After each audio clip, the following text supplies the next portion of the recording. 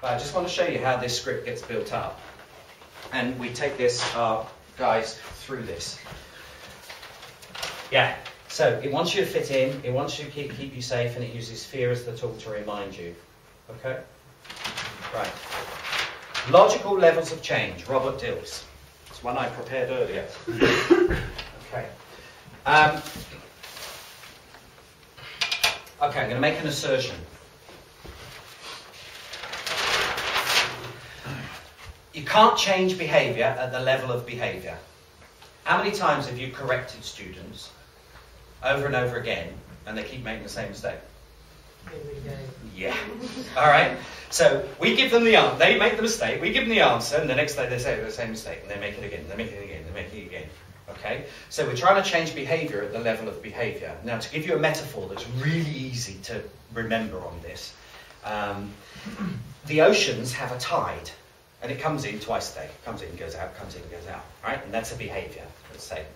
Now, if you want to control or change that behaviour or stop its influence, what you could do, if you stand in the sea and you go away, it's not going to, nothing's going to change. But what you could do is build huge defences out of concrete, which would stop the influence of that behaviour wherever you want it stopped.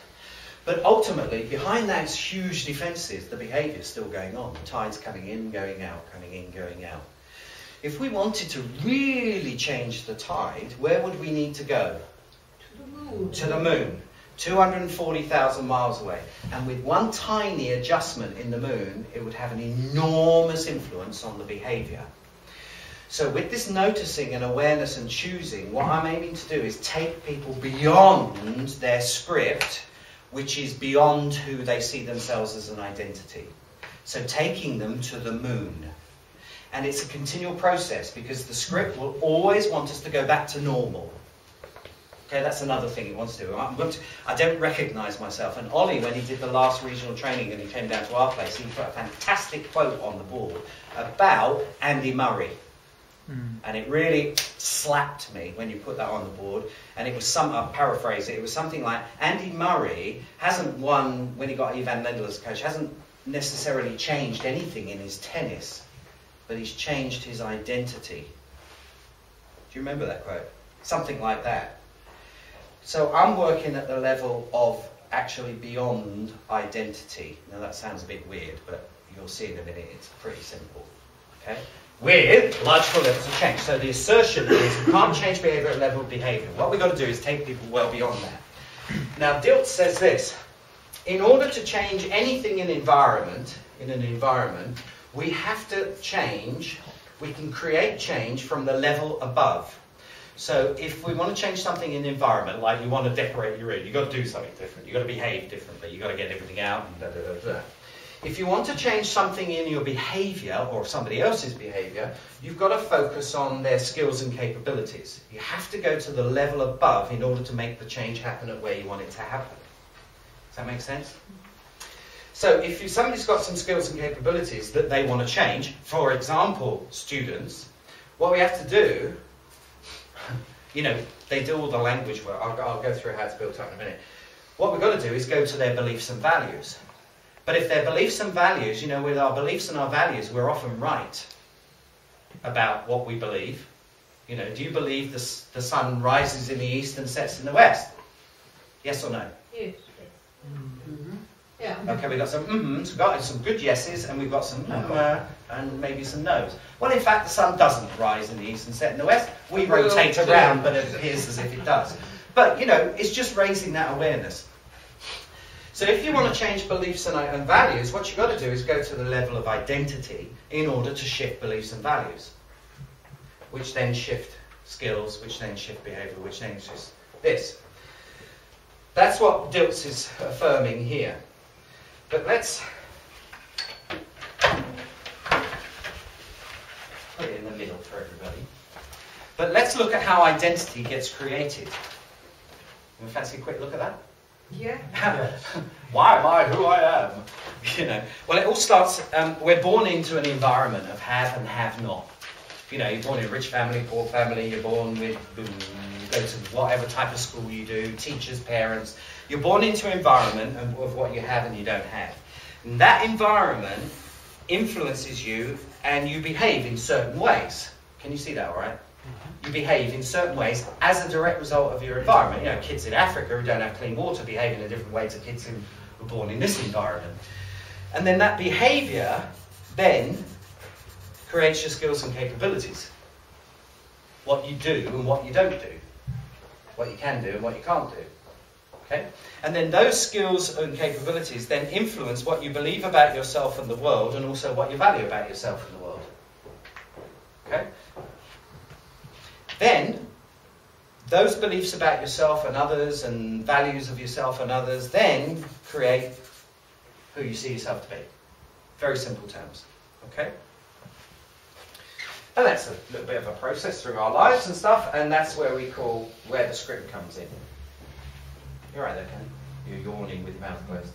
Yeah, okay. So, but the thing is this, once your identity is there, and especially around 13 years old or so, and usually finished off by about 20, 21 and university age, your identity then reinforces what you believe. Because the identity is anything that follows this little auxiliary verb. I am. Or, you also have an identity, oops, I am not. Both of them form the identity. Identity is an interesting word, identical, the same as. So we have to be consistent with who we see ourselves to be. And I said you're all superheroes pretending to be ordinary people. Anyway, so who you think you are and who you think you're not was built up this way. And then, obviously, it goes down and reinforces itself. What you say, if you say, I'm not confident, if you say, oh, I'm not a good teacher, if you secretly harbour that one, I'm not a good teacher. Alright? What are you going to believe about yourself? Or I'm not the best teacher in the school, I'm not as good as them, or I'm not good enough as a teacher. Or that self-doubt that sometimes comes in. What are you going to believe about yourself? What are you going to value about your lessons? It's going to be less than somebody who has an identity of, you know what, I'm not even a teacher, because we're going to go beyond it. I'm not even a teacher, but I can make a difference. I don't know how, but I'm going to make a difference. By the way, the script always says yes, but. When it feels challenged, it always says yes, but. And also, it'll often, because it wants to remain safe, it will say, yeah, that's all very well, but how are we going to do it? Okay? How are we going to do it? Now, when I took over Pilgrims last year, they said, we want this completely transformed. And I went, okay, let's stop the past, and then we're going to create this amazing whatever. And Jeff said to me, how are you going to do it? I said, no bloody idea, Jeff. No bloody idea. But I'm determined that we're going to do whatever it takes, and we're going to notice and do what works and doesn't, experiment, research, da-da-da-da-da. Beliefs and values then reinforce skills and capabilities, which reinforce behaviour, which then reinforces what you experience in your environment. Now, this is something I've added, which I found really interesting for me, so I'd like to share it. An environment is the domain of having. You know, you have a car, you have an old car, you have a new car, you don't have. It's the domain of having or not having. You know, we're in this room, we have lighting, but we don't have sofas, you know. Now, see, at Pilgrims, we don't use classrooms anymore, we use sofas. Because the environment, they come into a school, yeah? Their script says, I'm going to a school, all right? So it takes them back to when they were 16, and they're going to behave, because they have their identity that I'm not very good in English, and I'm a student. I'll come on to that in a minute.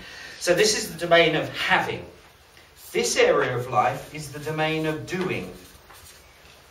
So, you know, as teachers, when we're doing grammar lessons, for example, and your grammar lessons, what you're doing is you're doing lessons so that they have information and they have knowledge. Does that make sense? And why do they want to have that information and that knowledge? Because they want to have the piece of paper that says they're 7.5. Okay? This is a big domain of having. Then they go into spoken performance workshops. They've got all the information they could possibly need, and then they go, oh, I can't do that. You know, spoken performance workshop. This is the area of doing. This is the area of being. I am. Now, how does this correlate to our role? For me, This is the area of teaching, i.e. imparting information, the original teacher, information, knowledge for people to have. This area here, for me, equates to doing is the area of training. And so that area, what's the buzzword in this group of schools? Coaching. Thinking, yeah. This is the area of coaching. Okay? So, if you want to change that, you've got to work there. If you want to change that, you know, one above. How do we change that? Because that is that's built up over years and years and years and years and years. Your students come here, they might be 40 years old, might be 20-year-old, but they've got their script about English and learning English and their relationship to themselves and to it. All right? They've got an identity, I'm not good enough in English, or I'm not whatever. That's why they come to the school. But by the way, why do we buy or do anything? Why did you buy those shoes? Why did you buy that jumper? Why did you buy the house you have? Why did you buy the car you have? Why did you buy the watch you're wearing? Why did you have that haircut?